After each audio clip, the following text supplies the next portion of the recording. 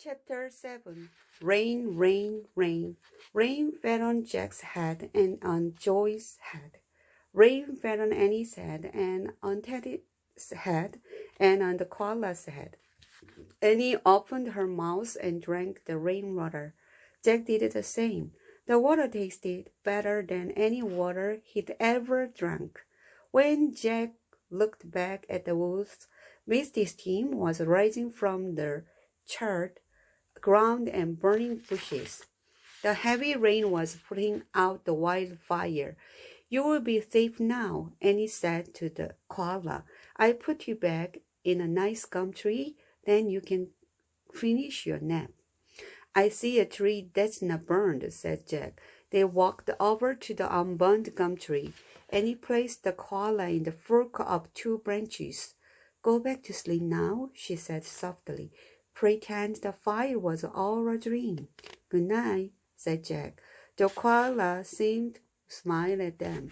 Then he closed his eyes and went to sleep, as if he'd never been disturbed at all. Jack sighed and looked around.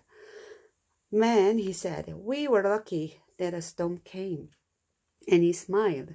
"It wasn't just luck," she said. "It was magic." "Magic?" said Jack. "Yeah. The glowing hands and the snake," said Annie. "Somehow they brought the storm." "That doesn't make sense," said Jack. Joy stirred in his pack. Suddenly, Jack remembered something. "Hey, we have to get Joy back to the place where his mom left him," he said, "or she won't be able to find him." "Where is that place?" said Annie. "I don't know," said Jack. He looked around at the rainy gray forest. Everything looked the same. "Teddy can find the spot," said Annie. Without even a bark, the little dog took off across the wet, muddy ground. Once again, Jack and Annie followed him. Jack's back was beginning to hurt from carrying Joy. "Up, up!"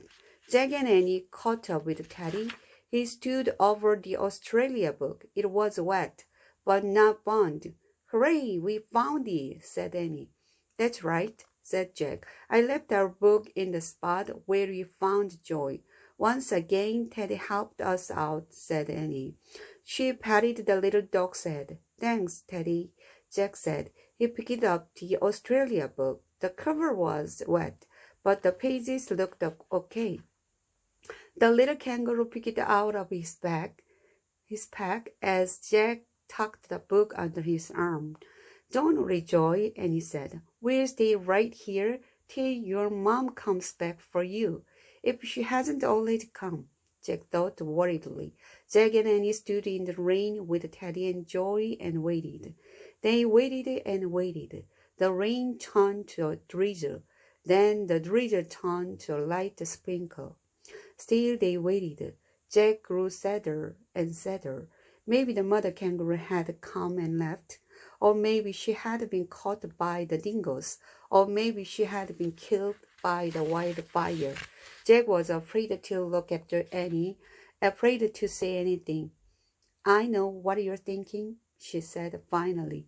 Jack patted Joy's head and sighed.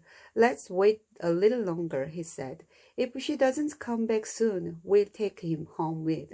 "Erp!" Teddy barked softly. "Listen," said Annie. Jack listened. The sound was very faint at first, but then it grew louder. It was a squish sound. It was a squash sound. It was the sound of big feet slapping through mud. Chapter 8. The Rainbow Serpent. The mother kangaroo bounded out of the trees. She landed 10 feet away from Jack, Annie, Teddy, and Joy. They all were still for a moment, as if they all were holding their breath.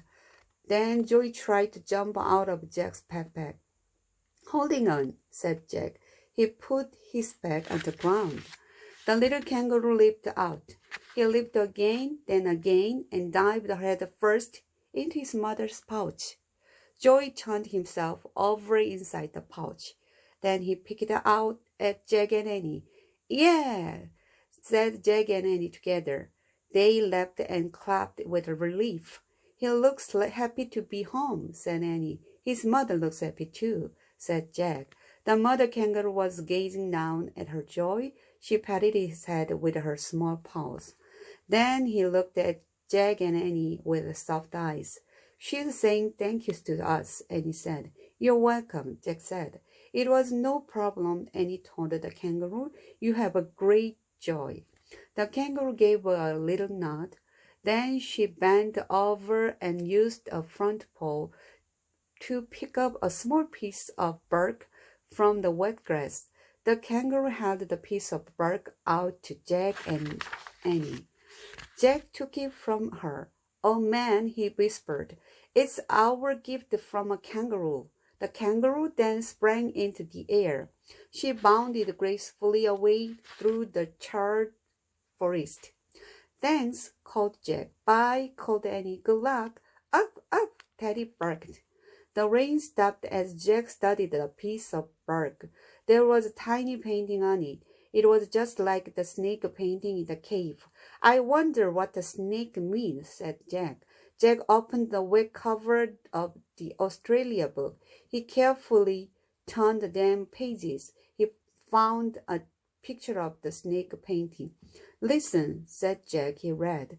The first people of Australia called Aborigines. They had lived there for 40,000 years. Their myths take place in a time they call dream time. In dream time, there is a rainbow serpent who sends life-giving rain. Aborigine artists paint the rainbow serpent on cave walls or on pieces of bark. In special ceremonies, they sometimes honor the rainbow serpent by painting their handprints on the magic snake. See, said Annie. That explains everything. Explains what? Said Jack. We put our hands on the painting of the rainbow serpent, she said. We put our hands on the painting of the rainbow serpent, she said.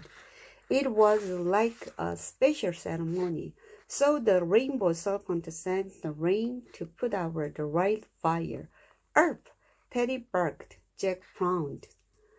But it's not a real creature, he said. It's in dream time, not real time. And he smiled.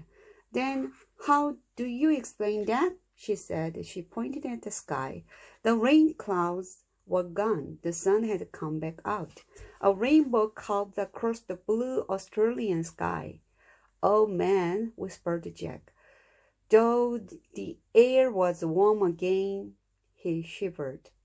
Teddy led us to the painting, said Annie. We should thank him. How did he know about the rain serpent in the cave? Jack asked. I told you, said Annie. He has a touch of magic. They looked down at the little dog. Teddy tilted his head and seemed to smile. Hey, we have all forgiven now, said Annie. Oh, yes, said Jack. Let's go home and see if Teddy's spell is broken, said Annie. Off, off. Jack put the bark painting at the Australia book in his pack. Then they all headed through the wet, steamy forest in the direction of the treehouse. I hope the treehouse didn't get burned, he said. They went past the clearing, past the gum tree and bushes. The treehouse was waiting for them. It's still here, said Annie. She grabbed the rope ladder and started up. Jack put Teddy in his pack and followed. Inside the treehouse, Teddy wiggled out of the pack. He pulled the Pennsylvania book. Up, up! Okay, said Jack. He pointed at a picture of the Frog Creek woods. I wish we could go there. Over the rainbow, said Annie. And the wind started to blow. The treehouse started to spin. It spun faster and faster. Then everything was still, absolutely still.